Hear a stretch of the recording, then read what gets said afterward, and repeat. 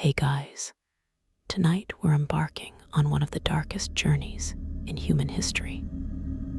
We're going to step aboard the Coffin ships, the vessels that carried desperate Irish emigrants across the Atlantic during the Great Famine of the 1840s and beyond. These weren't called coffin ships as a metaphor or an exaggeration.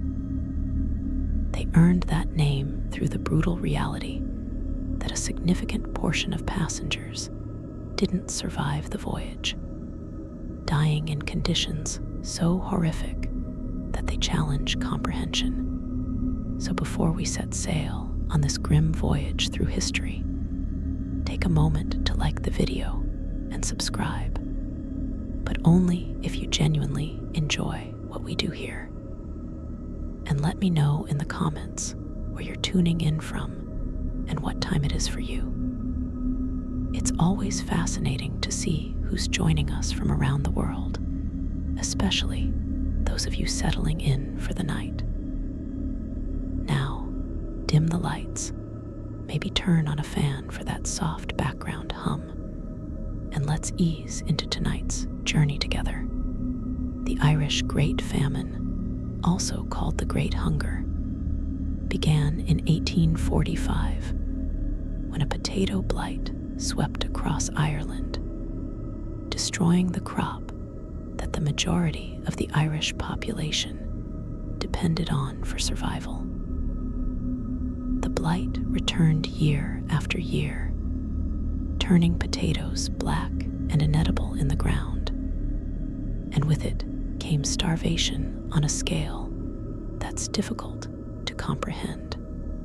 Ireland, which had a population of over 8 million people, lost approximately 1 million to starvation and disease, and another million to emigration.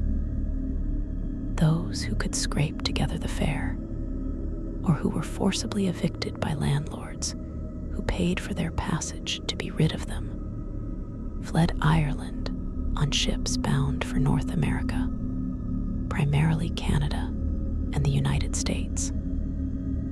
These ships became floating tombs. The passengers who boarded these vessels were already in desperate condition. They weren't well-fed travelers embarking on an adventure. They were starving refugees, many already sick with typhus, dysentery, or other diseases that flourished in the overcrowded, unsanitary conditions of famine-stricken Ireland. Families sold everything they owned to afford passage, often choosing the cheapest fares available because that was all they could manage. The cheapest fares meant the worst conditions, and the worst conditions meant death. But when you're watching your children starve, when you've already buried family members, when staying in Ireland means certain death, you take any chance for survival, no matter how slim. The ships themselves varied in size and condition, but the ones that earned the coffin ship designation were typically older vessels, often cargo ships that had been hastily and poorly converted to carry passengers.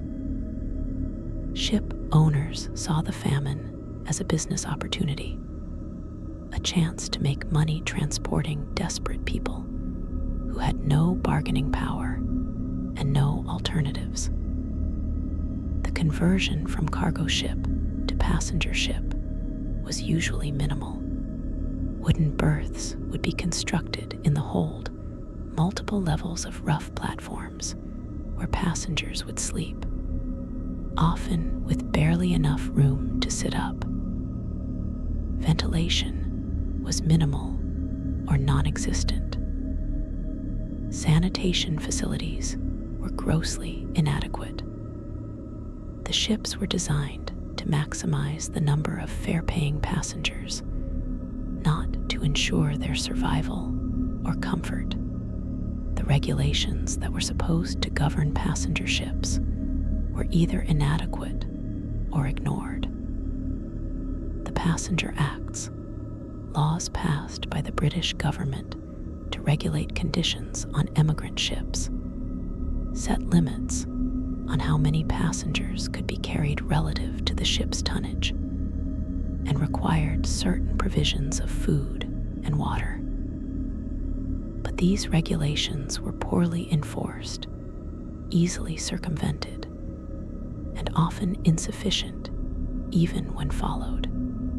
Ship owners would overload vessels beyond legal capacity, reasoning that even if they were caught and fined, the profit from extra fares would exceed any penalty. Passengers, desperate and ignorant of their legal rights, were in no position to protest or refuse boarding when they discovered conditions were worse than promised.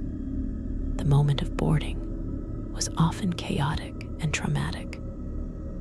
Passengers would arrive at ports like Liverpool, Cork, or Sligo, having walked or traveled for miles, carrying whatever possessions they hadn't sold, often already weak from hunger. They would be herded onto ships with minimal processing, sometimes not even proper accounting of how many people were boarding.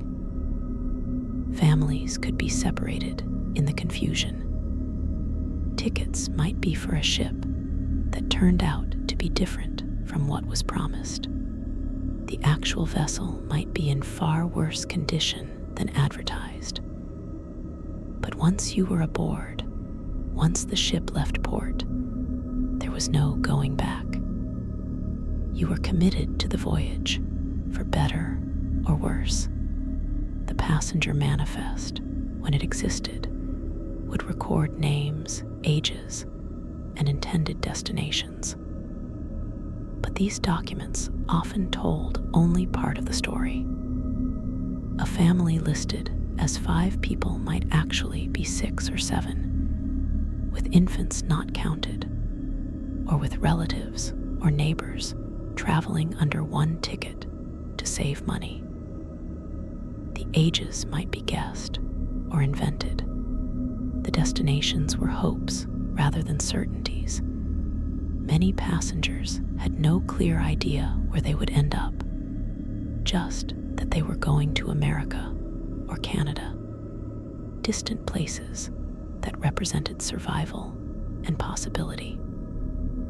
These manifests, which survive in archives today, are haunting documents.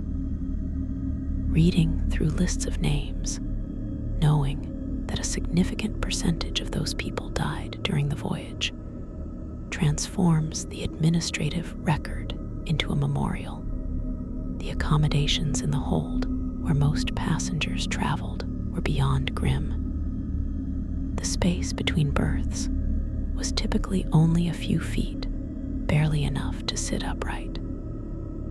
The berths themselves were wooden platforms, sometimes with thin straw mattresses, but often just bare boards. A family might be allocated a space 6 feet by 6 feet for 4 or 5 people, and all their possessions. There was no privacy. Strangers were pressed together in intimate proximity. The darkness in the hold was nearly absolute when the hatches were closed, which they often were during rough weather or at night. The only light came from a few oil lamps that provided inadequate flickering illumination and filled the space with smoke and fumes.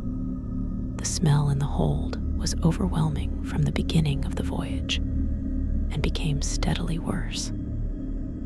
Hundreds of unwashed bodies, many already sick, were crammed into an enclosed space with poor ventilation.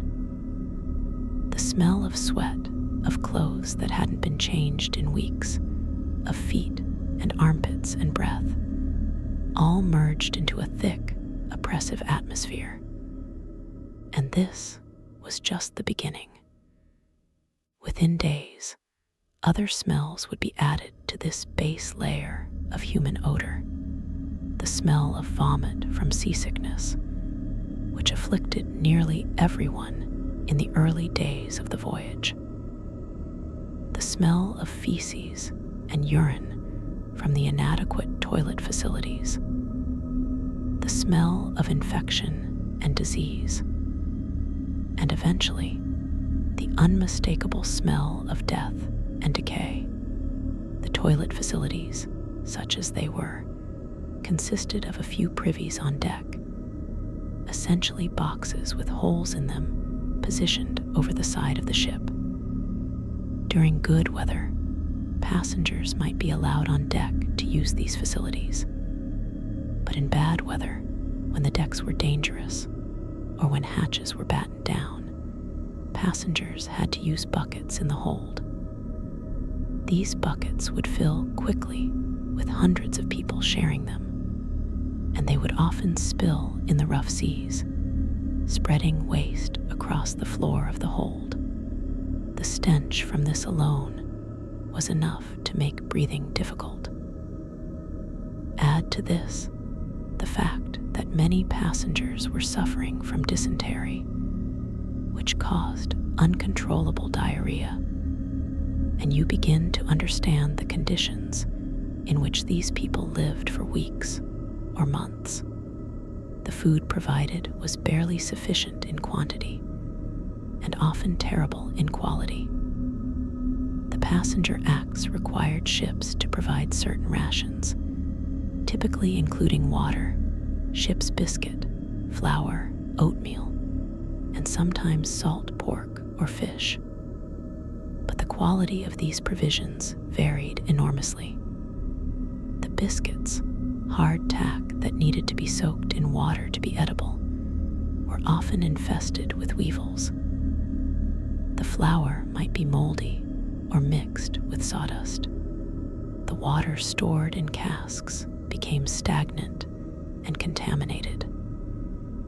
The portions were calculated to keep passengers just barely alive, not to maintain health or strength. Many passengers had brought some food with them, potatoes if they could get them, oatmeal, bread. But these supplies ran out quickly, and there was no way to replenish them during the voyage. Cooking facilities were another nightmare. Ships might have a galley stove on deck where passengers could cook their rations, but access was limited and chaotic. Hundreds of people might be competing for use of a single stove. Fights would break out over cooking times and spaces. In rough weather, the stove couldn't be used at all, meaning passengers had to eat their rations raw or not eat. Many passengers, weakened by hunger and disease, lacked the energy to fight for access to the stove, and simply went without cooked food for much of the voyage. This meant eating moldy biscuits and raw oatmeal, which provided calories but caused digestive problems and did nothing to improve their deteriorating health. The water ration was perhaps the most critical issue. The allowance per person per day was often insufficient even for drinking, leaving nothing for washing or sanitation. And the quality of the water deteriorated rapidly during the voyage. Stored in wooden casks that might not have been properly cleaned from previous cargoes, the water would become cloudy and foul-tasting within days. Algae would grow in it. Dead insects, or even rats that had fallen into the casks, would contaminate the supply. Passengers would develop dysentery and other waterborne diseases from drinking this water, but they had no choice. The alternative to drinking bad water was dying of thirst, so they drank and got sick and died anyway, just more slowly and more painfully. The crew of these ships were often as desperate as the passengers, working for low wages on ships that respectable sailors avoided. They had little sympathy for the suffering passengers and often treated them with contempt or outright cruelty. From the crew's perspective, passengers were cargo, and troublesome cargo at that. They complained about the smell from the hold.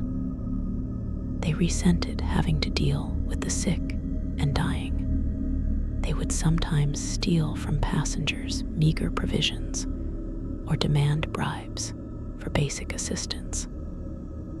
The captain had near absolute authority aboard ship, and on coffin ships, that authority was often exercised with callous disregard for passenger welfare. Complaints could be met with violence or with confinement in even worse conditions.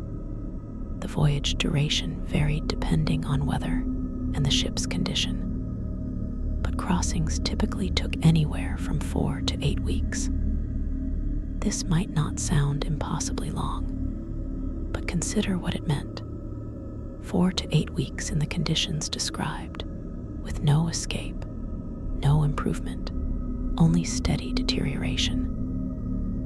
A passenger who boarded in relatively good health would begin to weaken within days from the inadequate food, the foul air, the lack of clean water, and the constant stress of the conditions. Those who boarded already sick or weak would begin dying within the first week or two.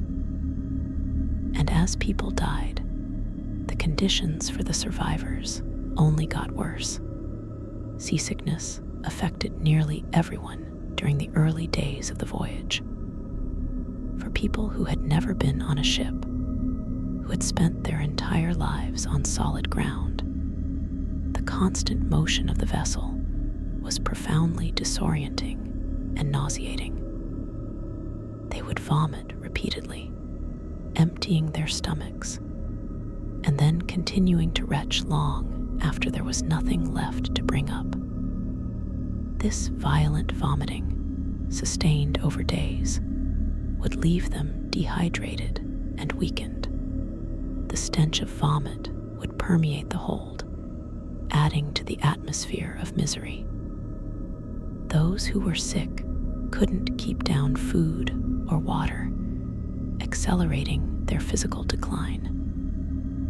And there was nowhere to escape, no fresh air, no stable surface, just the relentless rolling of the ship and the communal suffering. The class divisions on the ship, while less rigid than on later luxury liners, still existed and mattered enormously.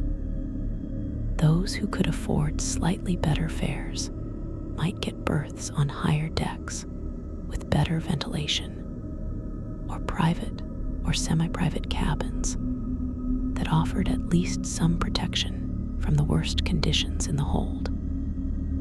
These passengers had better access to clean water and food, were less exposed to disease, and had a significantly higher survival rate.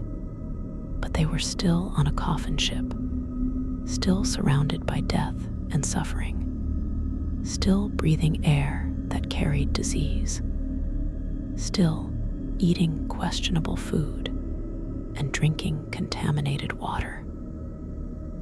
The class advantage might mean the difference between a 20% chance of dying and a 40% chance, but it didn't mean safety. The weather played an enormous role in how terrible the voyage was. Atlantic crossings in the 19th century meant facing some of the most brutal seas in the world, especially if the voyage took place during autumn or winter, which many did. Storms would batter the ships for days at a time. Waves would crash over the decks. The ship would pitch and roll violently, throwing passengers against the wooden berths, causing injuries and intensifying seasickness. During storms, the hatches would be battened down to prevent water from flooding the hold, which meant the passengers were sealed in darkness with no fresh air, sometimes for days. The heat and the carbon dioxide would build up to dangerous levels. People would faint from lack of oxygen. The terror of being trapped in the dark while the ship was pounded by waves would be overwhelming. But calm weather brought its own problems. In the hoarse latitudes, areas of the Atlantic known for light winds and calm seas, ships could be becalmed for days or weeks, making no progress toward their destination. This meant the voyage was extended, stretching already inadequate provisions past their limits. Rations would have to be cut. Water would be further rationed. Desperation would increase. And in the heat of becalmed seas, without wind to ventilate the ship, the hold would become even more stifling and foul. The stagnant, hot air would be thick enough to taste. People would struggle to breathe. The heat would accelerate the spread of disease and the deterioration of what little food remained. The psychological impact of these conditions was as devastating as the physical effects. Imagine being in that hold, lying on a wooden platform in near total darkness, surrounded by the sounds of hundreds of people moaning, crying, praying, arguing, dying. The constant noise would be maddening. You could never rest properly because someone was always crying out or moving or coughing. The lack of privacy would be dehumanizing. Every bodily function would be public. You couldn't grieve privately when a family member died. You couldn't comfort your children without others listening. The loss of dignity, the reduction to animal survival, the helplessness of your situation, all of this would weigh on your mind as heavily as the hunger weighed on your body. The children suffered most visibly and most tragically. They had the least physical resilience, the least understanding of what was happening, and the most vulnerability to disease and starvation. Children would cry constantly, calling for food that didn't exist, for comfort that couldn't be provided, for relief from suffering that had no end in sight. Parents would watch helplessly as their children wasted away, growing thinner and weaker with each passing day. The sounds of children crying, whimpering in their sleep, calling out in delirium when fever took them. These formed a constant background chorus of misery that never stopped. Some parents would go without their own meager rations to give a little more to their children, starving themselves in a desperate attempt to keep their sons and daughters alive. Often, it made no difference. The children died anyway. The diseases that spread through the coffin ships were varied and deadly, each with its own particular horror.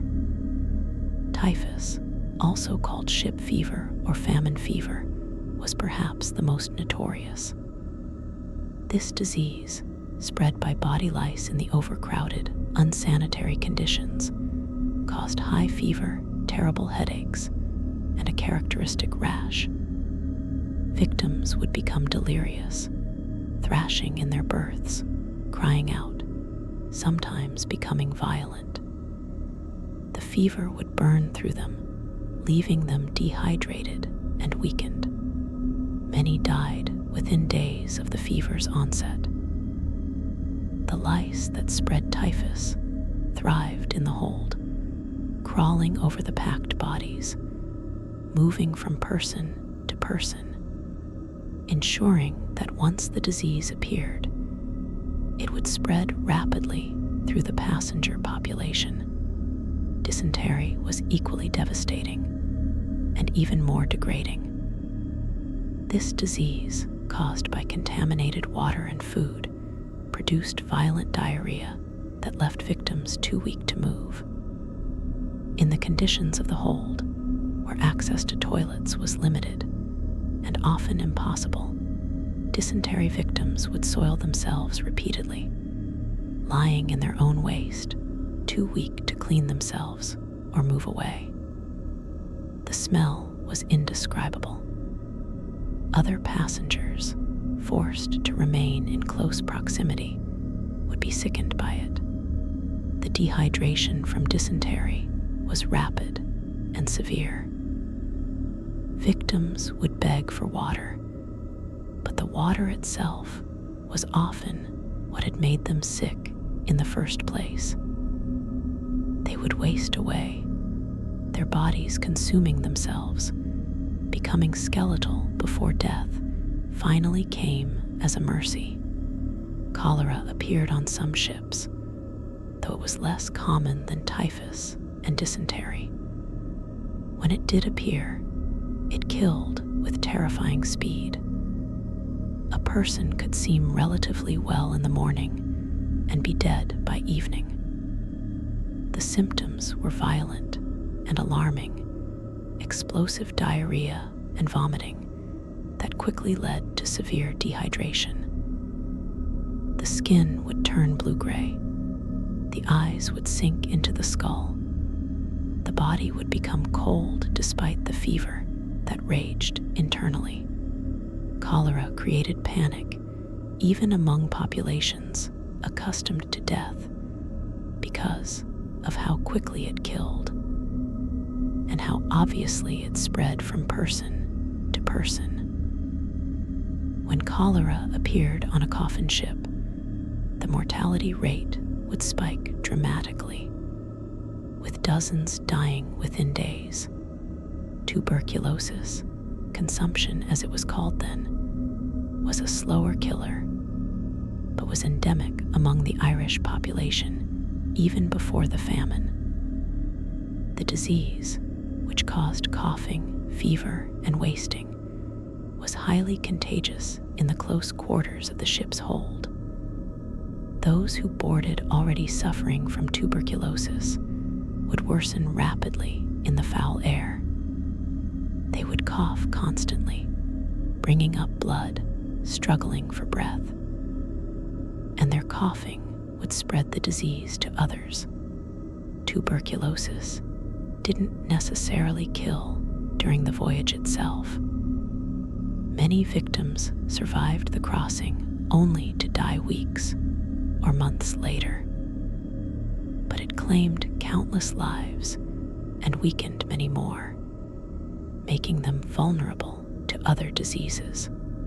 Scurvy appeared on longer voyages, especially those that were extended by bad weather or becalming. This disease, caused by lack of vitamin C, was well known to sailors, but was no less horrible for being familiar. The symptoms included exhaustion, bleeding gums, loosening teeth, old wounds reopening, and bruising all over the body. In advanced stages, victims would bleed internally and from every orifice. The Irish emigrants, whose diet in Ireland had been monotonous, but had at least included potatoes, which contain vitamin C, found themselves on ships where fresh food was completely unavailable. Within weeks, scurvy would begin to appear, adding to the diseases already ravaging the passengers.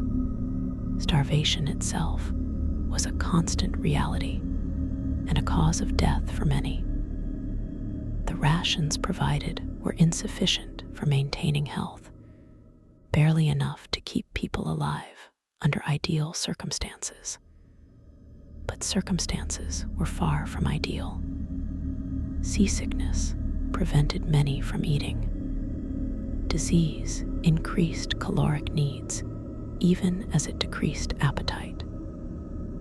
The physical and psychological stress of the voyage burned through what little energy the food provided. People grew thinner, their bodies consuming muscle and organ tissue in a desperate attempt to keep functioning. They would become lethargic, unable to move without tremendous effort, spending entire days lying motionless on their berths. Their minds would become foggy, their decision-making impaired. Eventually, the body would simply shut down, organs failing one by one until death came. The process of dying on a coffin ship was rarely quick or peaceful. Death came gradually, through accumulating layers of suffering. A person might start the voyage in poor but stable condition. Within a week or two, they would contract dysentery from the contaminated water. The dysentery would weaken them severely. Then typhus might take hold, bringing fever and delirium. Their body, already weakened by months of near starvation in Ireland, and now further depleted by disease, would have nothing left to fight with. They would lie in their berth, burning with fever, soiling themselves, crying out for water or for family members long dead, gradually losing consciousness as their organs failed. Death, when it finally came, might be a relief not just for the victim, but for the family members who had watched helplessly as their loved ones suffered. The deaths began within days of leaving port and continued throughout the voyage, the rate increasing as conditions deteriorated. On the worst ships, people died every day, sometimes multiple people per day. The bodies would lie where they died for hours or even longer because there was no immediate way to remove them. Family members might keep a body in the berth, unable to accept that their loved one was gone, or hopping against hope that there had been a mistake, that the person was merely unconscious and might revive. Eventually, crew members would come through the hold, identifying the dead, dragging the bodies out. This process was carried out without ceremony or respect. Bodies were cargo that needed to be disposed of, nothing more. The burial at sea was the final indignity. Bodies would be brought on deck, often sewn into canvas shrouds if there was canvas to spare, or simply wrapped in whatever cloth could be found, or sometimes just carried up as they were. A brief prayer might be said if the captain was religious, or if the weather allowed for a pause in the ship's operations. But often there was no ceremony at all. The body would be committed to the sea, sliding down a plank into the Atlantic, disappearing beneath the waves. Family members who were strong enough might be allowed on deck to witness this, but many were too weak or too sick to climb from the hold. They had to accept that their loved one had been taken away, and that was the end. No grave to visit, no marker, no way to mourn properly. Just the knowledge that somewhere in the vast ocean, the body had sunk to the bottom to be consumed by fish and currents. The psychological impact of these deaths on survivors was profound. To watch family members die, one after another, sometimes multiple members of the same family dying within days of each other, was traumatizing beyond words. Parents who had boarded with 4 or 5 children might arrive in North America with only 1 or 2 surviving. Spouses watched partners die. Children were orphaned, left completely alone in the world with no family, no resources, arriving in a foreign land where they knew no one and had nothing. The grief would be overwhelming, but there was no space or time to process it properly. You mourned while still fighting to survive, while still sick yourself, while surrounded by others who were also dying and grieving. The trauma layered upon trauma until many survivors would be psychologically shattered by the experience. The phenomenon of families being decimated was common. Disease didn't discriminate. It moved through family groups ruthlessly. A family that had survived the famine in Ireland together, that had made the decision to emigrate together, that had pooled their resources to afford passage together, would be torn apart by death on the voyage. Sometimes, entire families would be wiped out, with no survivors reaching the destination. Their names would appear on the passenger manifest, but the corresponding arrival records would show no one, or would list only 1 or 2 family members from a group of 6 or 8. These disappearances, entire family lines ending in the Atlantic, represented personal tragedies beyond counting. The captain and crew faced their own complex moral and practical situation. They were responsible for sailing the ship safely, which was their primary concern. The passengers were secondary, a necessary evil that came with the profitable passenger trade. Some captains were genuinely sympathetic to the suffering, but felt powerless to help given the limitations of supplies and space. They might distribute extra rations when possible, might allow passengers on deck more frequently than required, might treat the sick with what limited medical knowledge they had. But many captains were indifferent or openly hostile to the passengers. They blamed the Irish for bringing disease aboard, for complaining, for dying and creating additional work. They enforced harsh discipline, punishing any passenger who violated rules or caused trouble, sometimes with violence. The crew members who had to enter the hold to remove bodies, or to distribute rations, or to try to maintain some minimal order, were at high risk of contracting disease themselves. Many crew members did get sick, and some died during the voyages. This created a grim practical problem. If too many crew members died or became incapacitated, the ship itself might not be able to continue the voyage.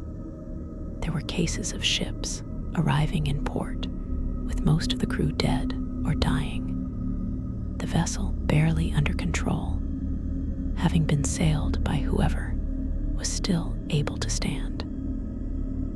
The crew's fear of disease made them even more hostile to the passengers, whom they saw as the source of contagion. They would avoid entering the hold when possible, would interact with passengers as little as possible, would sometimes refuse to help even when help was desperately needed. The medical care available on these ships ranged from inadequate to non-existent. Ships were not required to carry doctors, and most didn't. Some had a person designated as a surgeon, But this might be someone with minimal medical training, perhaps a butcher or a barber who had some experience with cutting and bleeding patients, the standard medical treatments of the era. These ship's surgeons had few medicines available and limited ability to treat the diseases that ravaged the passengers. Typhus, dysentery, cholera. These were not understood in terms of their causes, and there were no effective treatments. The surgeon might administer laudanum for pain, might attempt bloodletting in the mistaken belief that it would balance the humors, might prescribe rest and fresh air, which were impossible in the hold. Mostly, the sick were left to either recover on their own or to die. The lack of effective medical intervention meant that diseases ran their natural courses, unchecked and unmitigated. A person with typhus would suffer through the full progression of the disease, with nothing to ease their suffering beyond perhaps some water and the useless ministrations of desperate family members. The delirium of high fever would cause victims to cry out, to thrash, to try to leave their berths and wander through the hold. Other passengers would have to restrain them, which was difficult when everyone was weak. The fever might last for days or weeks before either breaking or killing the patient. Those who survived the acute phase would be left severely weakened, vulnerable to other infections, and might die later from complications. The death toll wasn't just from the initial diseases, but from the cascading effects of weakened immunity and accumulated damage. The water supply, which we've mentioned as contaminated and insufficient, deserves more attention because it was truly one of the critical factors in the high mortality rate. Water was stored in wooden casks in the ship's hold, often in the same space where cargo had previously been stored. These casks might have held wine, oil, salted fish, or other substances, and they were rarely cleaned properly before being filled with drinking water. The water itself might come from questionable sources, taken on in ports where water quality was poor.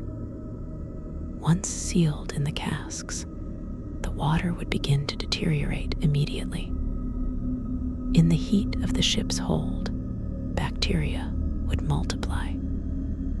The water would become cloudy, would develop a terrible taste and smell, would sometimes be thick with algae or other growths.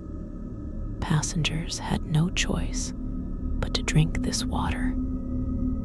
The alternative was death from dehydration, which would come even more quickly than death from waterborne disease.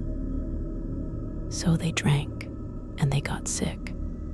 The dysentery that resulted would cause severe fluid loss, which meant they needed more water. But drinking more of the contaminated water only made the dysentery worse. It was a vicious cycle that had no solution within the constraints of the voyage. Some passengers tried to improve the water by adding vinegar or other substances they had brought. But these folk remedies were ineffective against serious bacterial contamination. The water killed almost as effectively as the diseases it carried. The issue of ventilation in the hold was another critical factor in the mortality rate. Fresh air was essential for health, but the design of the ships and the practices of the crew meant that the hold received very little. There might be a few small hatches or grates in the deck above, but these were often kept closed prevent water from entering during rough seas. When they were open, the ventilation they provided was minimal for a space packed with hundreds of people. The air in the hold became stale, depleted of oxygen, and heavy with carbon dioxide from so many people breathing in such a confined space.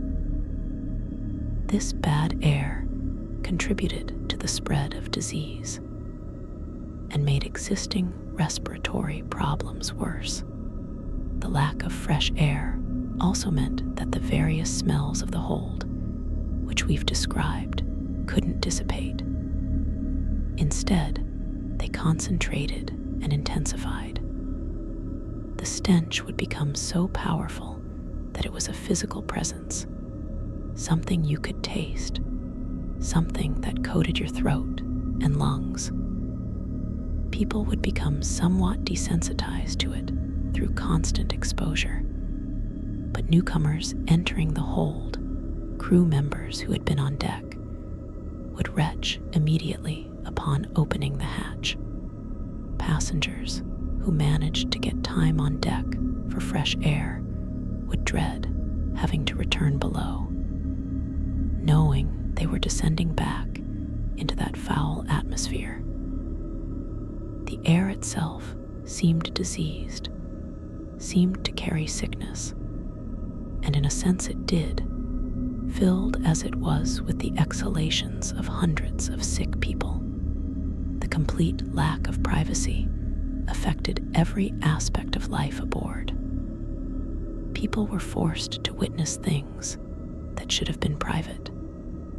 Couples who needed intimacy had none available. Women who were menstruating had no private space to deal with it, no access to clean cloths or water for washing. Pregnancy and childbirth occurred in full view of strangers. Several women gave birth during these voyages, laboring on the wooden berths in the darkness of the hold, surrounded by hundreds of people, with no medical assistance beyond perhaps another woman who had given birth before. The mortality rate for both mothers and infants was extremely high. The conditions were so unsanitary that infection was almost inevitable. Many women died in childbirth or shortly after from puerperal fever. Most of the bobbies born during these voyages died within days or weeks. Too weak to survive in the disease-ridden environment, the loss of these infants was particularly tragic because they represented hope, new life, beginning even as so many lives were ending. Parents who had dreamed of their child being born in the new world, in a place of opportunity and freedom, instead watched them die on a coffin ship, having lived only long enough to experience suffering. These tiny bodies would be committed to the sea along with the adults, barely registering as individuals in the ship's records, just another statistic in the death toll. The grief of parents who lost newborns was compounded by the physical weakness and illness that often followed childbirth, leaving mothers unable to properly mourn or to care for other children who still survived and needed them. Question of religion and faith among the passengers is important to understand. The Irish were predominantly Catholic, and their faith was central to their identity and their understanding of suffering. Many saw the famine and the voyage as tests from God, trials to be endured with prayer and faith. Others struggled with their faith, questioning how God could allow such suffering. Priests sometimes traveled on these ships, either as emigrants themselves or as chaplains, and they would try to provide spiritual comfort. They would hear confessions, administer last rites, lead prayers. But they were as powerless as anyone else to stop the dying. They could offer the promise of heaven, but they couldn't provide food or clean water or medicine. For some passengers, faith was the only thing that kept them going, the belief that their suffering had meaning, and that better things awaited in the next life, if not in this one. But faith could only do so much in the face of relentless physical suffering. Prayer didn't fill empty stomachs or cure disease. The rosary beads that many passengers clutched provided psychological comfort, but no practical help. Some passengers lost their faith entirely during the voyage, unable to reconcile the horror they were experiencing with the idea of a loving God. Others had their faith strengthened, interpreting survival as divine intervention and viewing the deaths of loved ones as God calling them home. The hold would echo with prayers, sometimes organized group prayers led by a priest or a devout passenger. Other times, individual prayers, whispered or cried out in desperation. The prayers would mingle with the moans, and crying to create a soundscape of suffering and attempted transcendence. The arrival at the destination, when it finally came, was not the salvation that passengers had dreamed of during the darkest moments of the voyage. Ships arriving in Canadian ports, particularly at Grosse Isle, the quarantine station in Quebec, would be met with horror by officials who saw the condition of the passengers. Ships would sometimes arrive with a quarter or even a third of their passengers dead, with many of the survivors seriously ill. The quarantine procedures, which were supposed to prevent the spread of disease into the general population, meant that passengers might be kept aboard ship or in quarantine facilities for additional weeks. The conditions in quarantine were often not much better than on the ships. Overcrowded and unsanitary facilities where disease continued to spread. Some passengers died during quarantine, having survived the ocean crossing only to succumb so close to freedom. Others were released from quarantine, still weak and sick, arriving in North America with nothing. No money, no family, no resources, weakened by months of starvation and disease.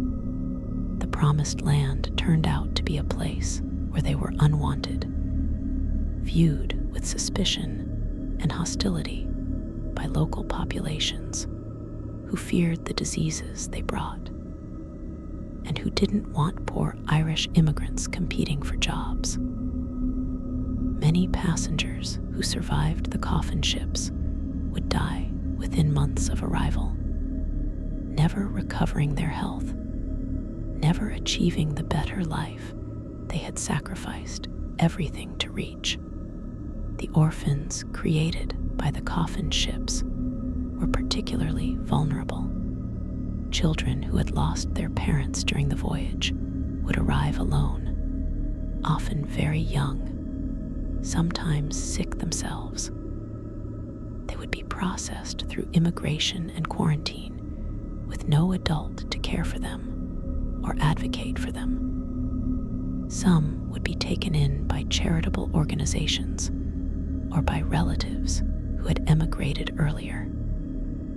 But many would end up in orphanages, in workhouses, or simply abandoned on the streets of North American cities. They had survived the ship, but their chances of survival in the New World were not much better. These children carried the trauma of what they had witnessed and experienced, often without the language or emotional tools to process it. Many would be psychologically scarred for life. The Coffin ship, voyage, a defining trauma that shaped everything that came after. Statistics, when we look at them, are almost numbing in their scale. On some of the worst voyages, mortality rates reached 30% or even higher, meaning that 1 in 3 passengers died during the crossing. Averaged across all the Coffin ships during the famine years, historians estimate that perhaps 20% of passengers died at sea or in quarantine shortly after arrival. Given that over 1 million people emigrated during this period, that translates to hundreds of thousands of deaths. Each number represented a person, someone with a name, and a family, and dreams and fears. The scale of loss was genocidal in its impact on Irish communities. Entire villages depopulated not just by those who left, but by those who died trying to leave. The ship owners and captains who operated these Coffin ships faced varying levels of accountability. Some were prosecuted for violating passenger regulations, for carrying too many passengers, or for failing to provide adequate provisions. But the penalties were usually minor, fines that were easily absorbed as a cost of doing business.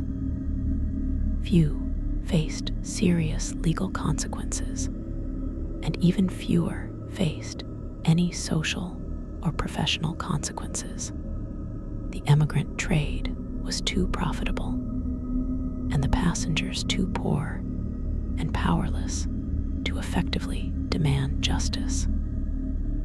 Some captains who had presided over particularly deadly voyages simply continued in the business, taking on new loads of desperate emigrants, condemning more people to the same fate.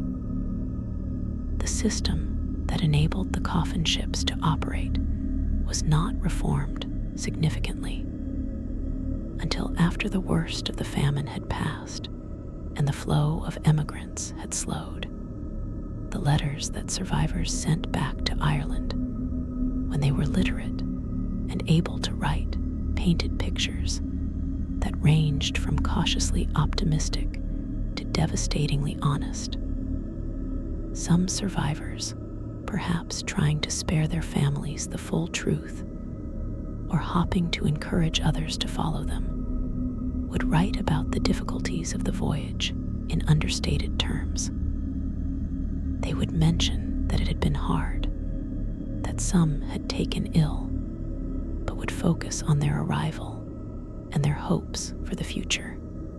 But other letters were more direct, describing the horrors they had witnessed in detail, warning family members not to attempt the journey, saying that the Coffin ships were worse than staying in Ireland, even with the famine. These honest letters often never made it back to Ireland, or if they did, were suppressed by those who profited from the emigrant trade. The role of the British government in the Coffin ship tragedy was one of criminal negligence at best and active malevolence at worst. The government was aware of the conditions on emigrant ships. Reports were filed, complaints were lodged, investigations were occasionally conducted, but meaningful reform was not implemented. The regulations that existed were inadequate and poorly enforced. Some historians argue that the British government saw emigration even deadly emigration as a solution to the Irish problem. Dead or departed, the Irish poor were no longer a burden on the poor law system or a potential source of civil unrest. The fact that tens of thousands died in the process was apparently an acceptable cost from the perspective of policymakers who viewed the Irish as lesser and expendable. The landlords who paid for passage for their evicted tenants were engaging in what we might now call social cleansing. They were removing people from their estates, clearing the land for more profitable uses, and doing so in a way that absolved them of responsibility for what happened next.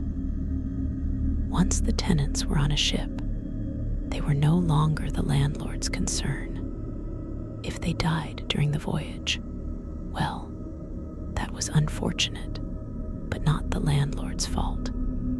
Some landlords chose the cheapest possible passage, knowing full well that this meant higher mortality rates, but reasoning that dead tenants were as good as emigrated tenants from their perspective.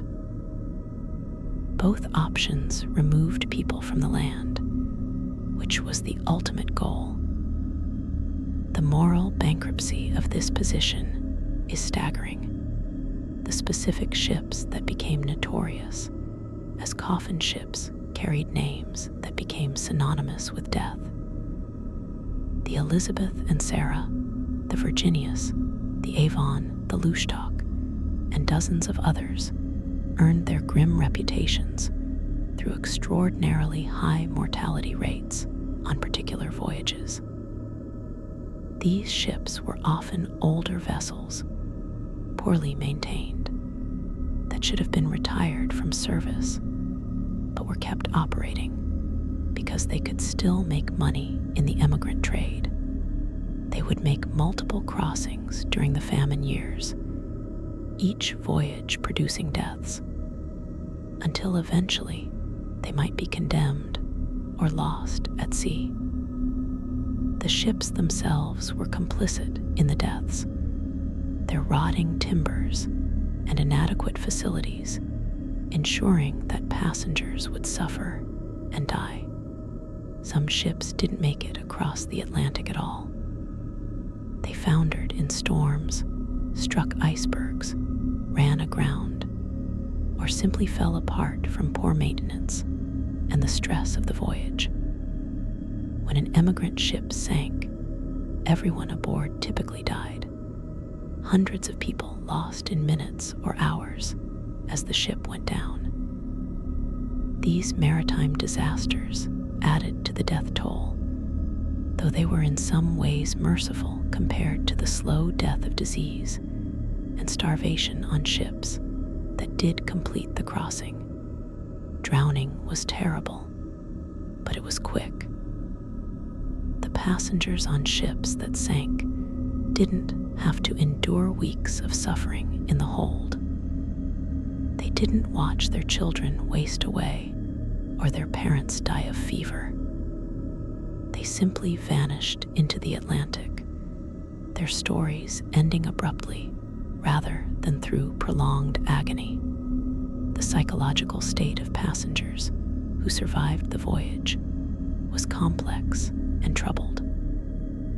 They had endured trauma that we would now recognize as likely to produce post-traumatic stress disorder. They had witnessed death on a massive scale, had been forced to live in conditions that violated every norm of human dignity, had lost family members, and had been unable to properly mourn them. Many survivors reported nightmares that lasted for years or even for the rest of their lives. They would dream of being back in the hold, of the smells and the sounds, of watching loved ones die again and again. They would wake in panic, disoriented, sometimes believing they were still on the ship. The trauma was so deep that it could never be fully processed or resolved. Survivors' guilt was common among those who made it to North America when family members had died. Why had they survived when others hadn't? What had they done to deserve life when their spouse or parent or child had died? There was no good answer to these questions. Survival had often been a matter of luck, of having a slightly stronger constitution, of not being in the wrong place when disease spread through a particular section of the hold.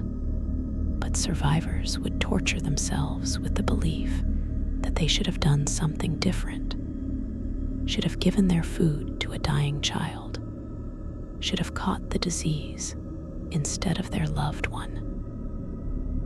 This guilt would compound the grief, making it harder to move forward, harder to build new lives in the new world.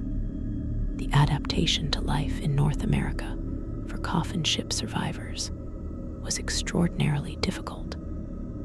They arrived with nothing, having spent everything on passage, or having lost what little they had during the voyage. They were physically weakened, often still recovering from illness. They had no job skills that transferred well to the North American economy. Most had been farmers or laborers in rural Ireland and found themselves in ports and cities where those skills weren't in demand. They faced discrimination from the existing population, who viewed them as disease carriers and as competition for jobs. The Irish were stereotyped as lazy, stupid, criminal, subhuman. Finding work was difficult. Finding housing was worse. Many survivors ended up in slums, in conditions that, while not quite as bad as the coffin ships, were still appalling. The Irish communities that formed in North American cities were shaped by the coffin ship experience. The shared trauma created bonds between survivors, but it also created a culture marked by loss and suffering. The immigrants tried to recreate aspects of Irish life, maintaining language and customs and faith, but everything was filtered through the experience of the famine and the voyage. The songs that were sung in Irish neighborhoods often dealt with themes of exile, death, and loss. The stories that were passed down focused on suffering and endurance. The coffin ships became part of the collective memory, a defining moment in Irish American identity, remembered with a mixture of horror and pride. Horror at what had been endured, pride that people had survived and built new lives despite it. The second generation, the children of survivors, grew up hearing stories about the coffin ships, though often the stories were incomplete or sanitized. Many survivors couldn't bear to talk about the full truth of what they had experienced, so they would mention the voyage in passing, or would focus on particular incidents while omitting the worst details. Children would know that their grandparents or parents had come from Ireland during the famine, that the journey had been hard, that people had died, but they might not understand the full scope of the horror. This partial knowledge created a sense of something unspoken, a family trauma that existed in the background, but was never fully confronted. Some survivors refused to talk about it at all, the memories too painful to revisit even decades later. The physical health problems that survivors carried with them affected their ability to thrive in their new lives. Many had permanent damage from the diseases they had contracted. Tuberculosis, even in those who survived the acute infection, often caused chronic respiratory problems. The malnutrition of the famine years and the voyage left people with weakened bones, poor teeth, and compromised immune systems. Dysentery and other gastrointestinal diseases could cause lasting digestive problems. Typhus sometimes left neurological damage. Survivors might live for decades after the voyage, but with diminished health, dying younger than they otherwise might have, never fully recovering from what their bodies had endured during those weeks at sea.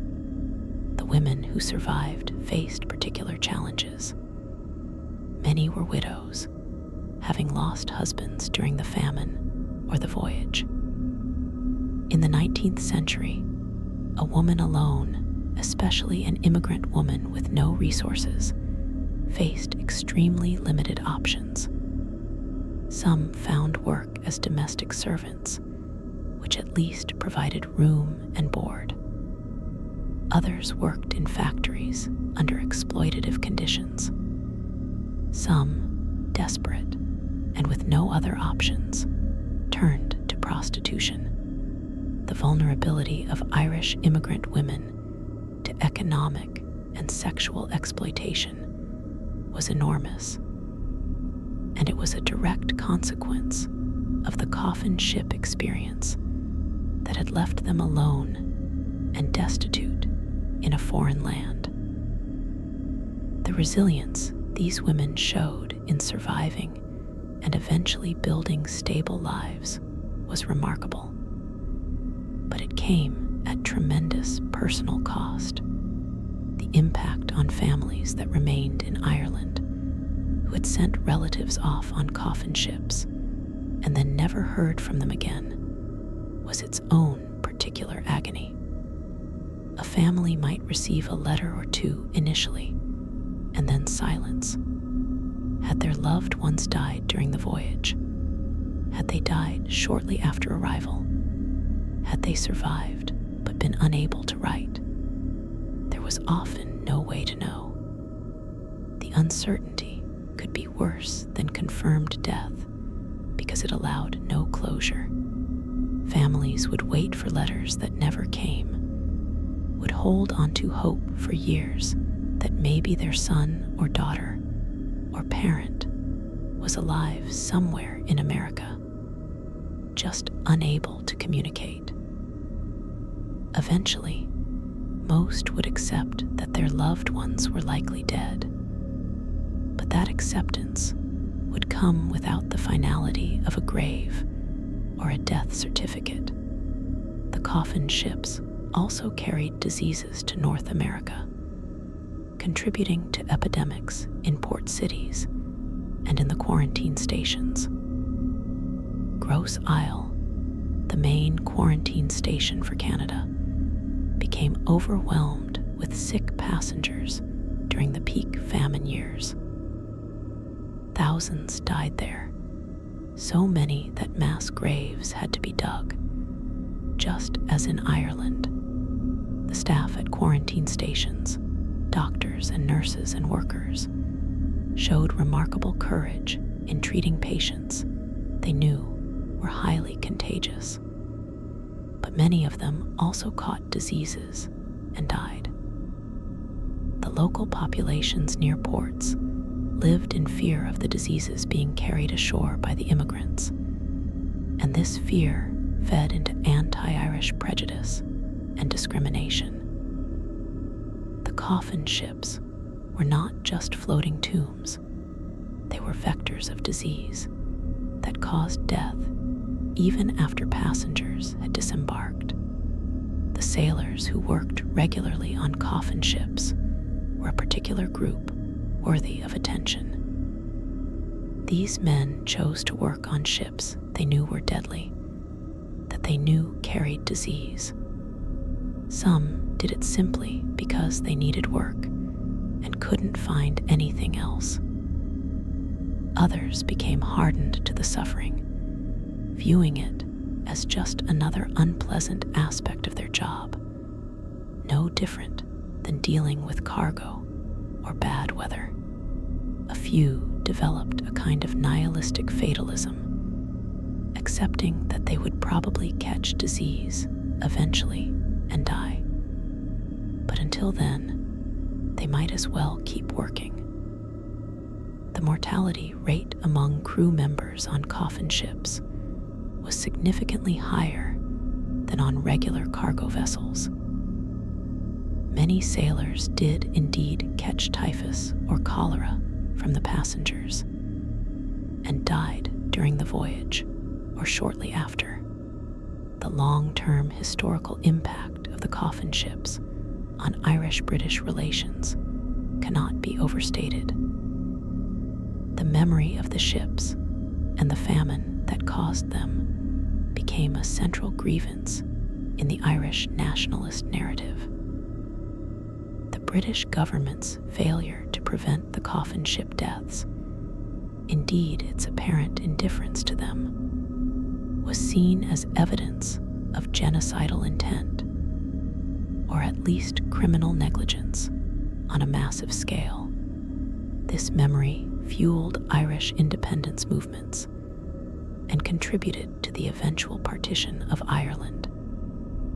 Even today, the famine and the Coffin ships are remembered in Ireland as national traumas, taught in schools, commemorated in memorials, and cited in discussions of historical injustice. The ships represent not just a tragic chapter in maritime history, but a symbol of oppression and suffering that shaped Irish identity. The few regulations that were eventually strengthened after the worst of the Coffin ship era had passed came too late for the hundreds of thousands who had already died. The stricter enforcement of passenger limits, the requirements for better provisions and medical care, the improved quarantine procedures, all of these would reduce mortality on later emigrant voyages, but they were reforms born of pressure from bad publicity and from the sheer scale of death that even callous officials couldn't entirely ignore. They were not reforms born of genuine concern for immigrant welfare. The motivation was more about preventing the spread of disease to established populations than about protecting the immigrants themselves. Still, the reforms did save lives, even if they came too late for the famine emigrants. The documentation of Coffin ship voyages, what survives in archives and historical records, provides glimpses into the reality of individual experiences. Passenger lists sometimes have notations indicating deaths during the voyage. A simple mark, or died at sea, written next to a name. Ship's logs occasionally record numbers of deaths, though often these were underreported. Captains' reports to authorities might mention disease outbreaks or particularly bad conditions, though usually in terms that minimized the captain's responsibility. The correspondence of immigration officials and quarantine doctors provides more honest assessments. Descriptions of ships arriving with holds full of the dead and dying, of passengers too weak to walk off the ships, of conditions that shocked even experienced officials who had seen much suffering. The personal accounts, when they exist, are the most powerful historical sources.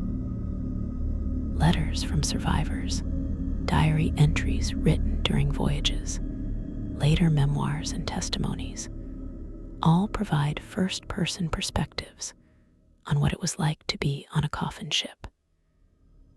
These accounts describe the fear, the grief, the physical suffering, the small moments of kindness or cruelty, the strategies people used to maintain hope or dignity in impossible circumstances. They describe the smell and the sounds and the particular agony of watching children die. They provide details that official documents don't capture, the human dimension of the tragedy.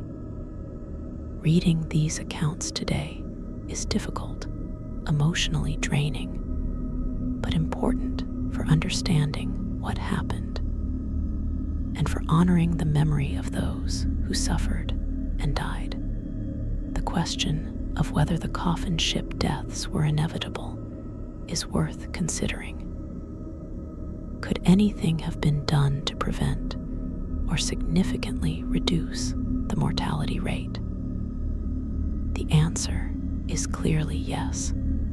If ships had been required to carry fewer passengers, if provisions had been adequate and of good quality, if medical care had been available, if voyages had been timed to avoid the worst weather, if quarantine and immigration procedures had been better organized, if ships had been properly maintained and ventilated, the death toll would have been much lower. Every one of these factors was within the control of ship owners, captains, and government regulators. The deaths happened because profit was prioritized over human life, because regulations were inadequate and unenforced, because the passengers were poor and Irish, and therefore considered expendable by those in power. This makes the coffin ship deaths not a tragic inevitability, but a preventable atrocity.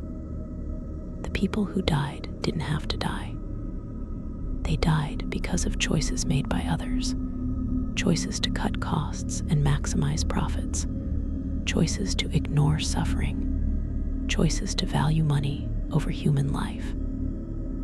This is perhaps the most disturbing aspect of the coffin ship story. It wasn't a natural disaster like an earthquake or a hurricane, where death is the result of uncontrollable forces. It was human-made suffering, the result of indifference and greed, and that makes it harder to accept and harder to forgive. The ghosts of the coffin ships cry out not just because they suffered, but because their suffering was unnecessary, because they were betrayed by people and systems that should have protected them. The comparative perspective is also illuminating. At the same time that coffin ships were carrying Irish emigrants across the Atlantic, with mortality rates of 20 or 30%, other passenger ships were making the same crossing with much lower death rates.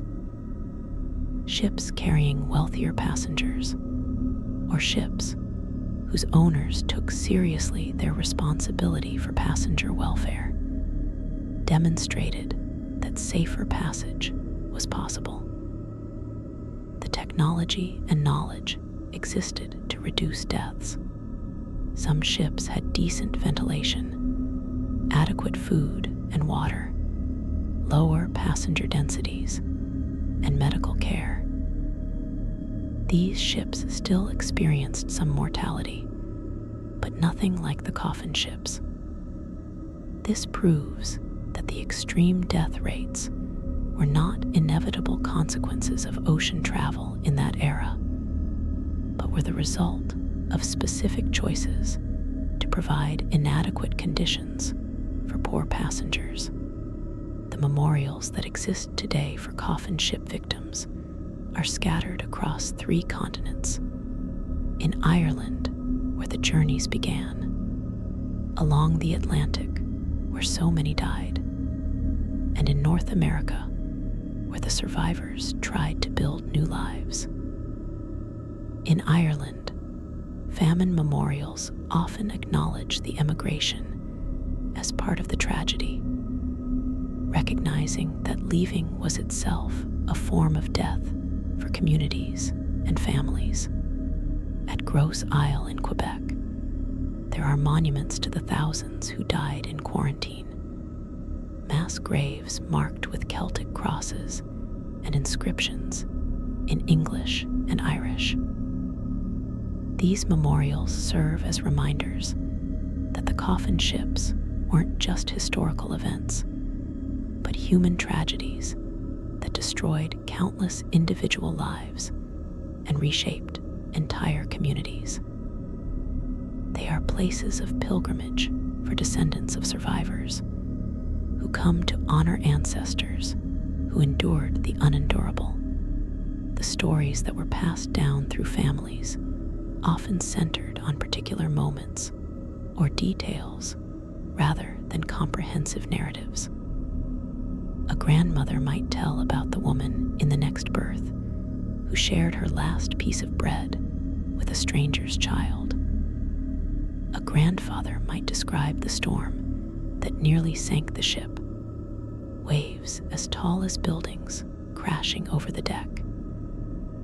These fragments, preserved through oral tradition, kept the memory alive, even when the full story was too painful to tell. Some families maintained objects that had made the journey: a button from a coat worn on the ship, a prayer book carried through the voyage, a piece of jewelry that was all that remained of a loved one who died. These artifacts, often ordinary and worn, became sacred relics, tangible connections to ancestors who had suffered so much. The children and grandchildren of survivors often report feeling the weight of inherited trauma even generations later. There's a particular psychology that develops in communities shaped by collective suffering. The descendants of coffin ship survivors grew up with stories about hunger and death and survival against impossible odds. These stories shaped their worldview, their values, their understanding of what humans are capable of enduring. Some found strength in this legacy, viewing themselves as descendants of survivors, people who had proven their resilience. Others felt burdened by it, feeling they could never measure up to ancestors who had suffered so greatly. The trauma, while not experienced firsthand, was passed down through family narratives and cultural memory, affecting identity and behavior across generations. The economic impact of the coffin ships on Ireland was devastating and long-lasting. The loss of over 1 million people to emigration and death, primarily from the working-age population, hollowed out the country. Villages were abandoned. Fields went untended. The population decline was so severe that Ireland's population today is still lower than it was before the famine, the only European country where this is true. The demographic shock rippled through decades. The people who left on coffin ships, whether they survived or died, represented the loss of human potential, of labor, of culture, of families that would never be formed. Ireland was left impoverished, depopulated, and traumatized, taking generations to begin recovering. The role of the Catholic Church in the coffin ship era was complex and sometimes contradictory.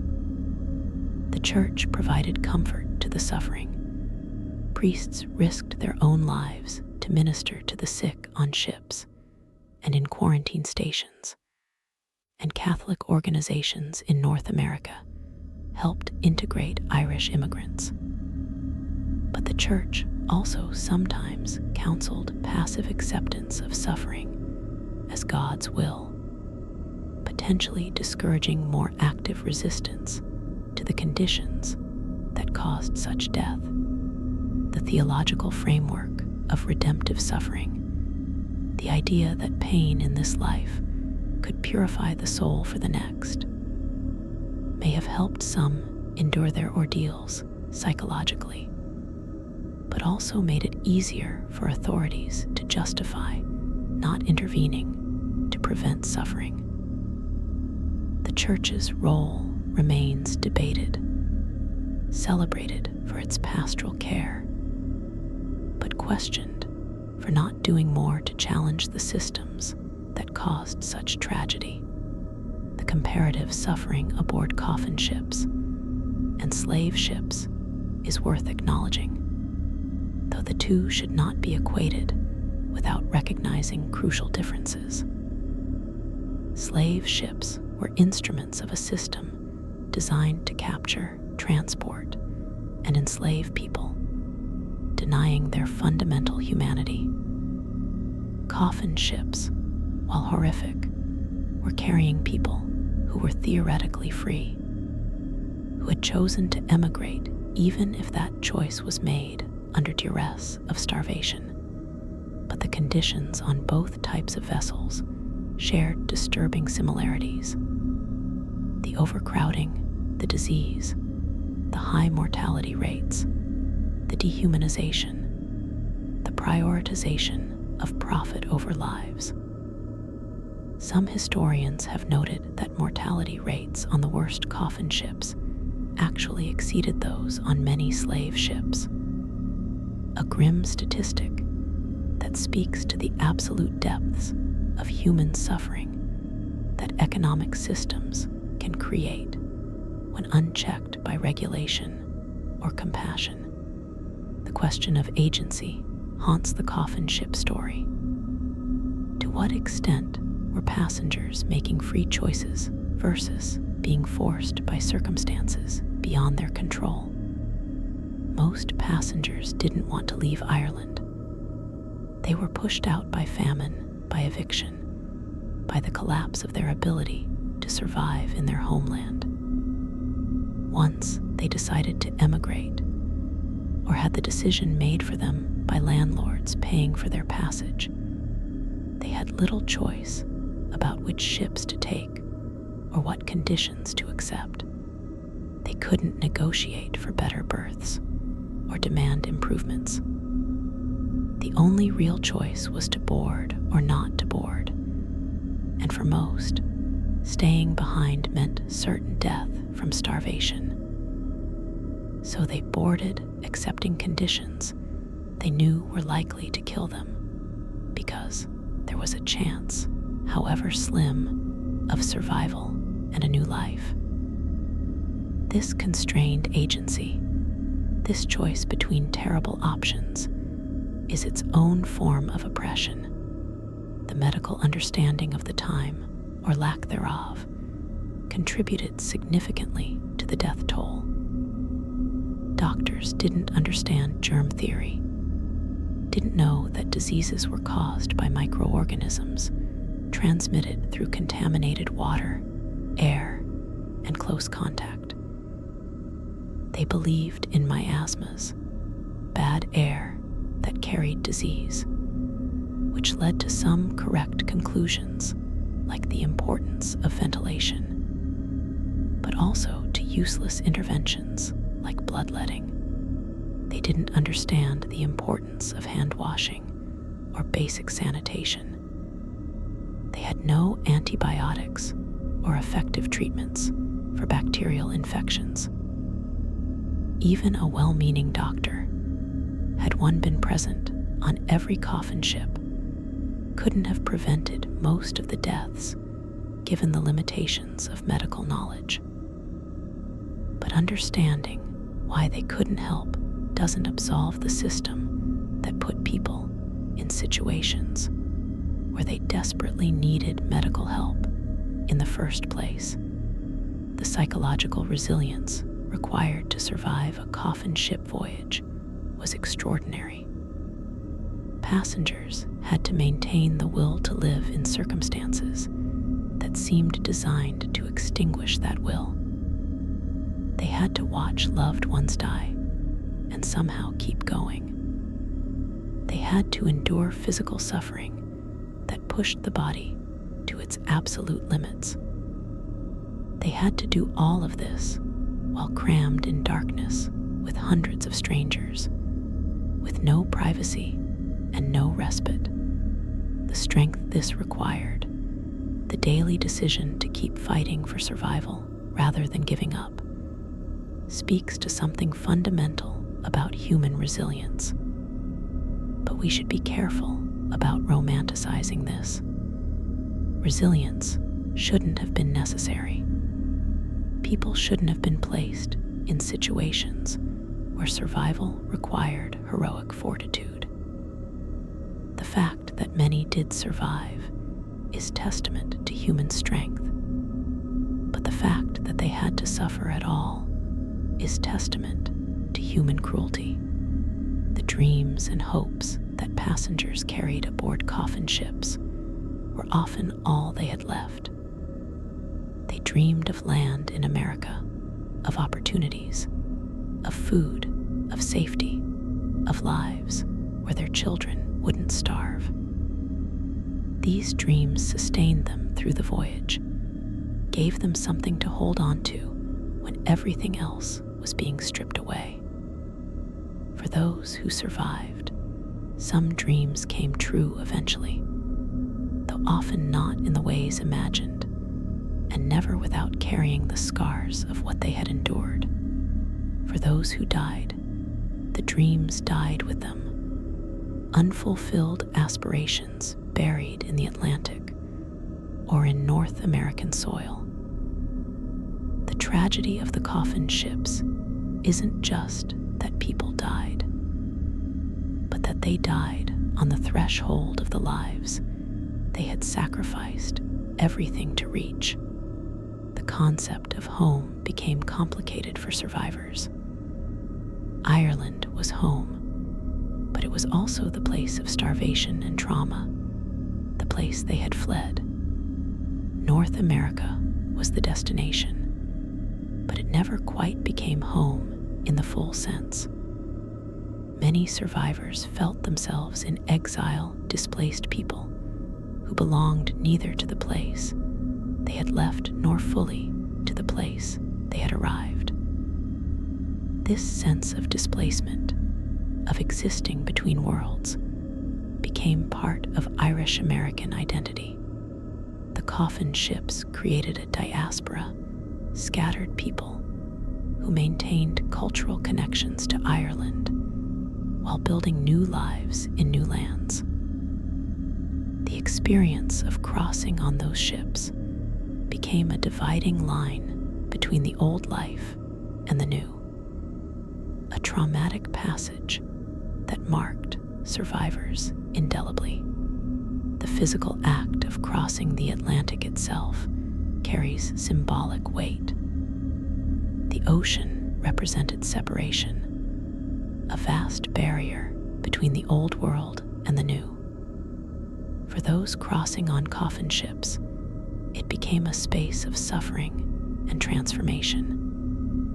People who boarded in Liverpool or Cork were not the same people who disembarked in Quebec or New York, even if they had survived physically intact. The journey changed them fundamentally. The Atlantic became a kind of purgatory in Irish immigrant memory, a space where sins, if that's what poverty and hunger were considered, were purged through suffering, where identities were stripped away and reformed.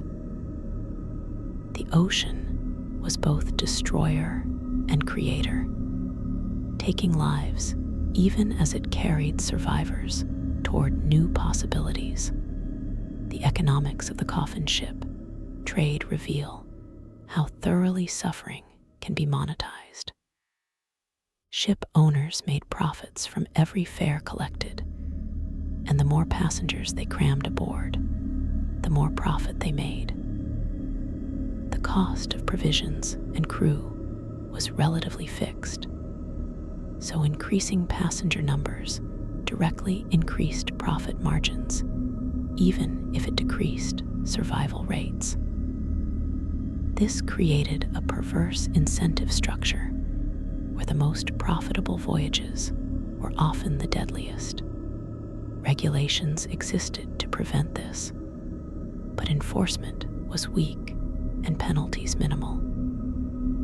The invisible hand of the market, operating without moral constraints, created a system that efficiently converted desperate poor people into money while producing death as a byproduct. This is capitalism at its most brutal and unregulated, and the coffin ships should stand as a warning about what markets can do when divorced from ethical considerations.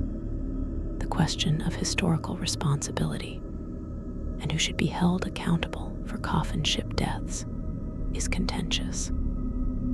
Individual ship owners and captains certainly bear direct responsibility for the conditions on their vessels. Landlords who evicted tenants and paid for cheapest possible passage bear responsibility for knowingly sending people to likely death. British government officials who wrote and failed to enforce inadequate regulations bear responsibility. The entire system of 19th century capitalism that valued profit over human life bears responsibility. But assigning guilt to individuals or systems long dead doesn't bring back the victims or undo the suffering. What it can do is inform present understanding, helping us recognize similar dynamics in our own time and hopefully respond more ethically. The coffin ships exist in cultural memory through literature, music, and art that attempt to grapple with what happened. Songs like The Fields of Athenry evoke the sorrow of emigration and separation. Novels have explored the famine and its aftermath, trying to capture in fiction what historical records can only partially convey. Paintings and sculptures memorialize the suffering, but there's a fundamental challenge in representing trauma this extreme. Art can gesture toward it, can create emotional resonance, but it cannot fully capture the reality. The actual experience of dying of typhus in the hold of a coffin ship, or of watching your child waste away from starvation, or of being thrown overboard wrapped in canvas. These experiences exist beyond what art or language can fully express. The gap between representation and reality is unbridgeable, which means that no matter how much we study and memorialize, the truth of what those people endured remains partly inaccessible. The children born after the coffin ships, raised in Irish American communities, grew up with complex attitudes toward their heritage. Pride in their ancestors, survival and resilience mixed with inherited trauma, and with the discrimination they faced as Irish in America. The memory of the coffin ships became a rallying point for Irish identity, a shared history of suffering that bound the community together. But it was also a burden, a reminder of victimhood that that some wanted to transcend. The tension between remembering and moving forward, between honoring the past and building the future, has characterized Irish American culture. The coffin ships remain central to that culture, simultaneously a source of identity and pain.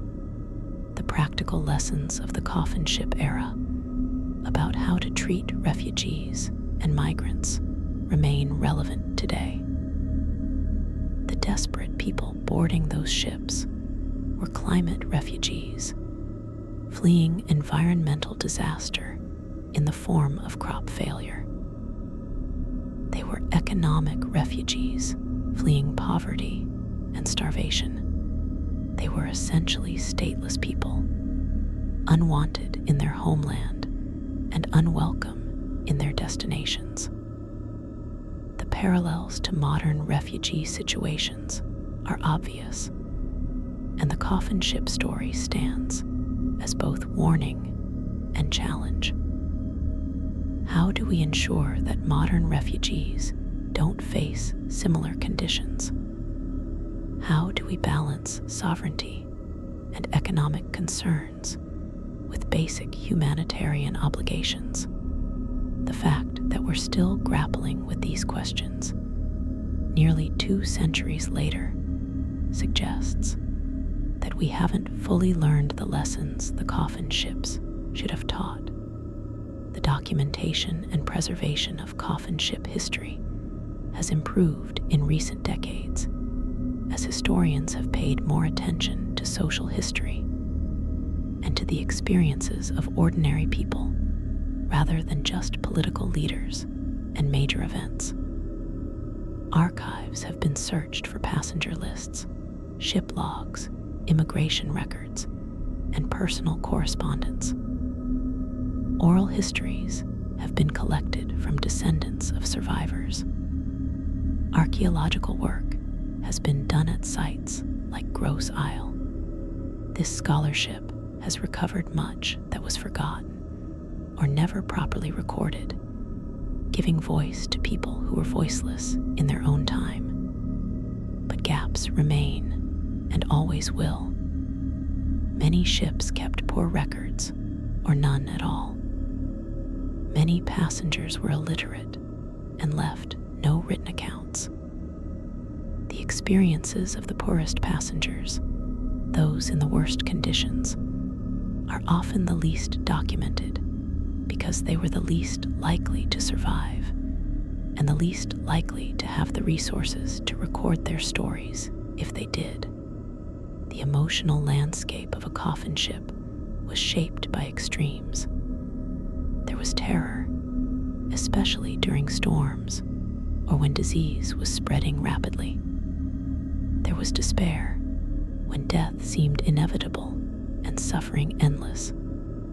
There was grief for lost loved ones, often unprocessed because survival required pushing forward rather than pausing to mourn.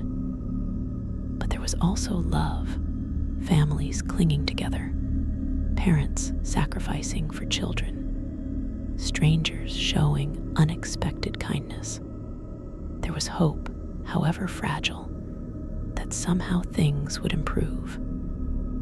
There was even occasional joy, moments when someone would sing an Irish song and others would join in, or when a child would laugh at something despite the surrounding misery, reminding everyone that humanity persisted even in the worst circumstances. These moments of light made the darkness more bearable, though they couldn't eliminate it. The question of forgiveness is complicated when considering the coffin ships. Can or should we forgive the people who created these conditions, who profited from suffering, who failed to intervene? Forgiveness typically requires acknowledgement of wrong, remorse, and some form of restitution. None of these occurred in any meaningful way. Most of the responsible parties never admitted wrongdoing, never expressed remorse, never compensated victims or families. They died comfortable and respected, their reputations intact, their profits secure. Without acknowledgement or accountability, forgiveness seems premature, if not impossible.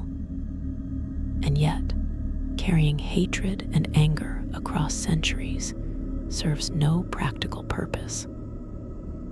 Perhaps the path forward is not forgiveness, but remembrance with understanding, recognizing what happened and why while refusing to excuse it.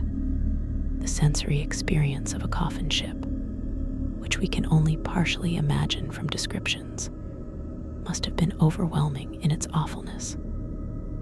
The constant motion of the ship, the creaking of wood, the slap of waves, the shouts of sailors, the smell, which we've described, but which was certainly worse than words can convey.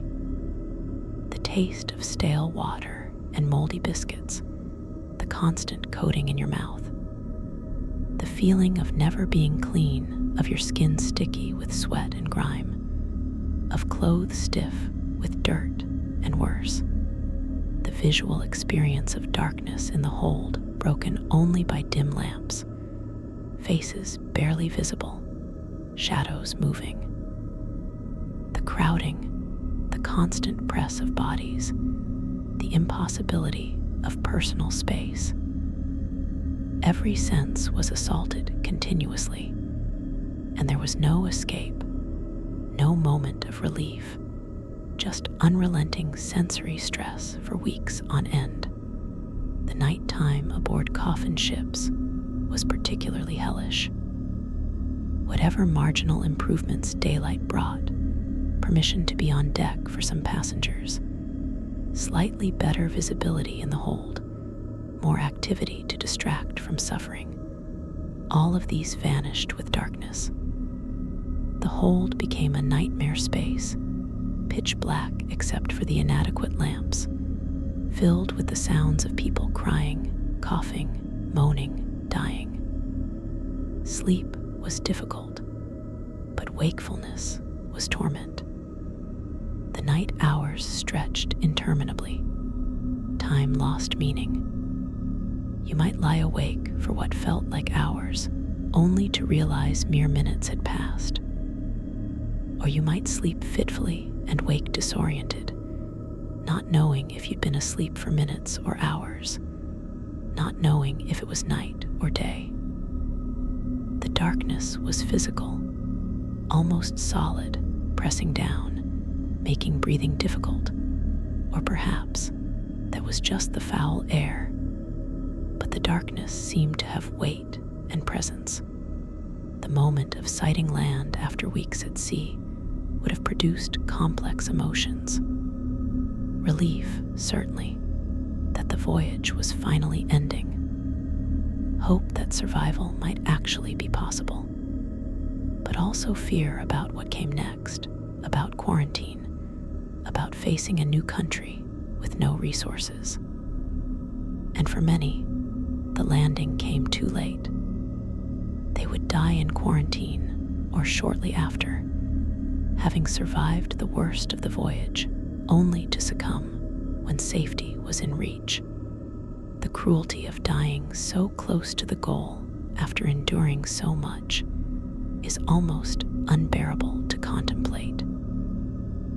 And for those who did survive and land and recover, the beginning of a new life was shadowed by the memories of how they got there, and by the ghosts of those who didn't make it.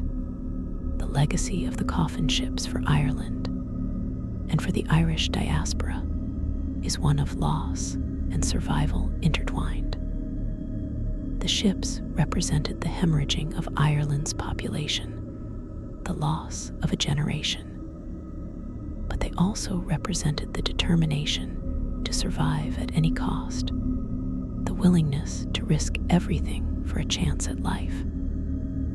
The diaspora created by the coffin ships and other emigrant vessels spread Irish culture and identity across the world, creating global connections that persist.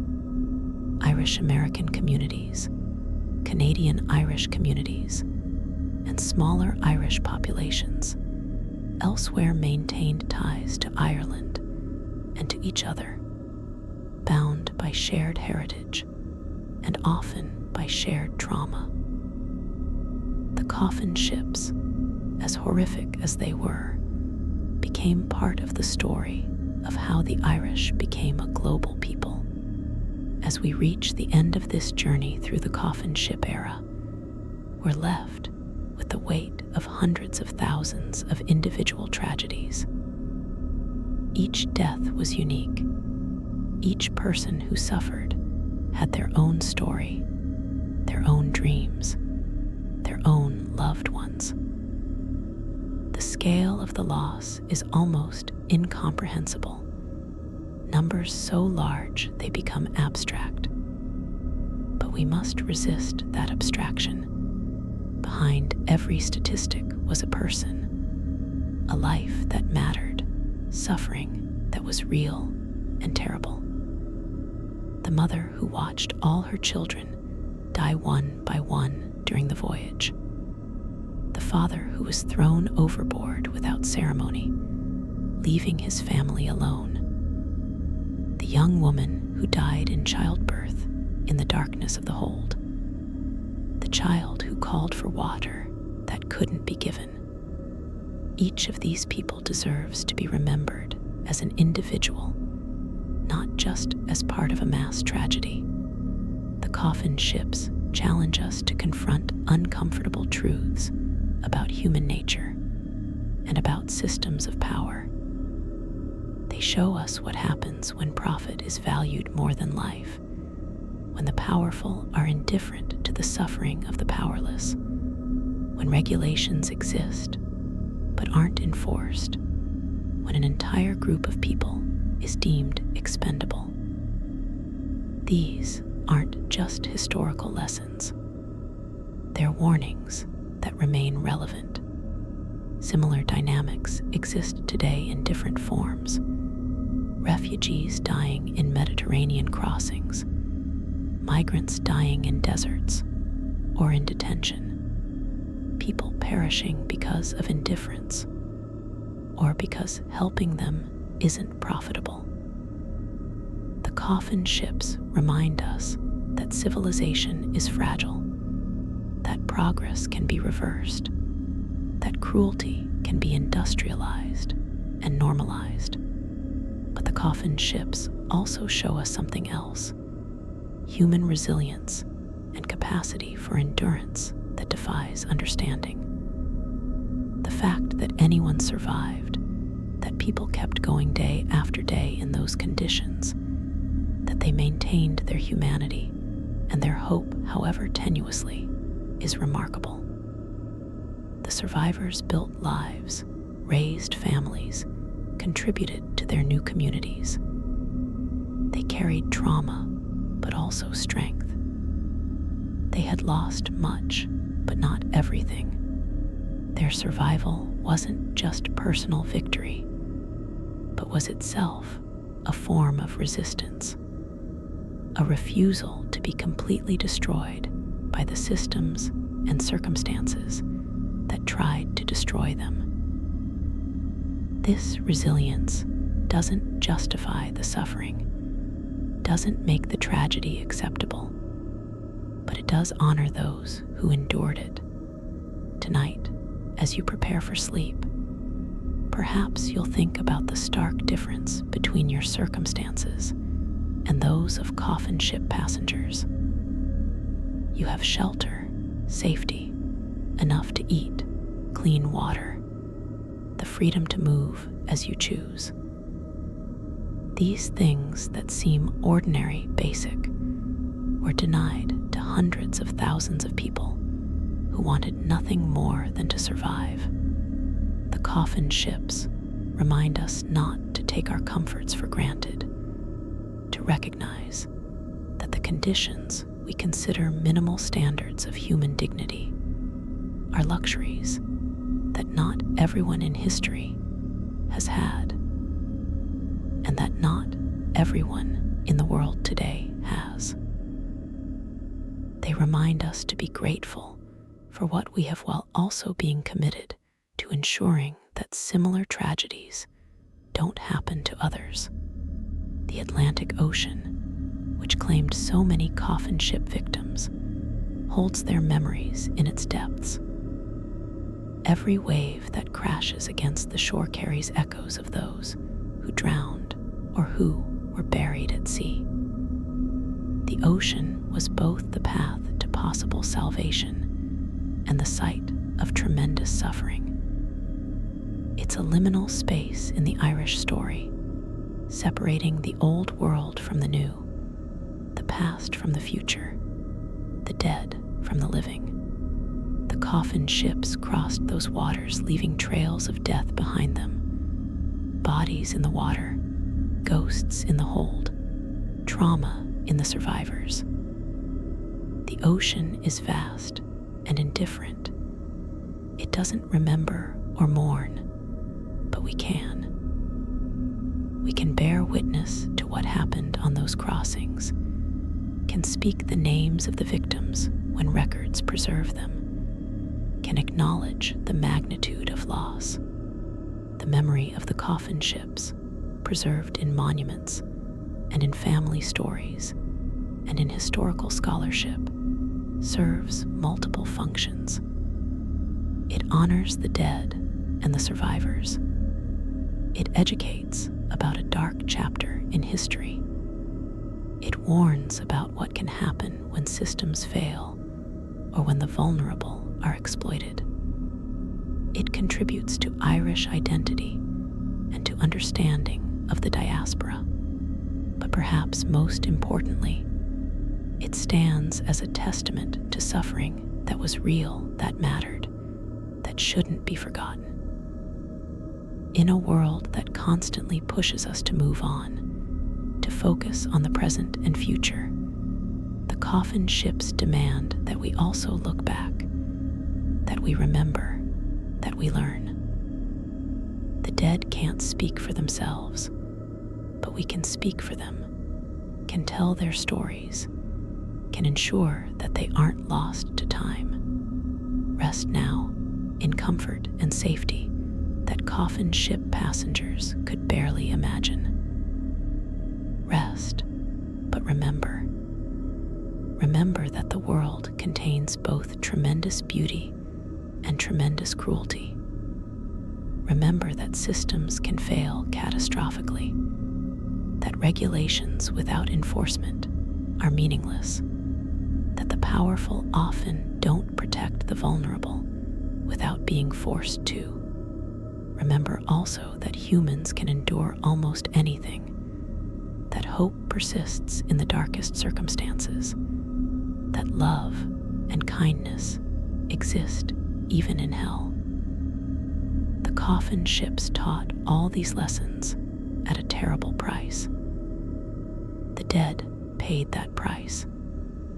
The least we can do is learn from it, carry the memory, and commit ourselves to building a world where such tragedies are truly relics of history rather than continuing realities.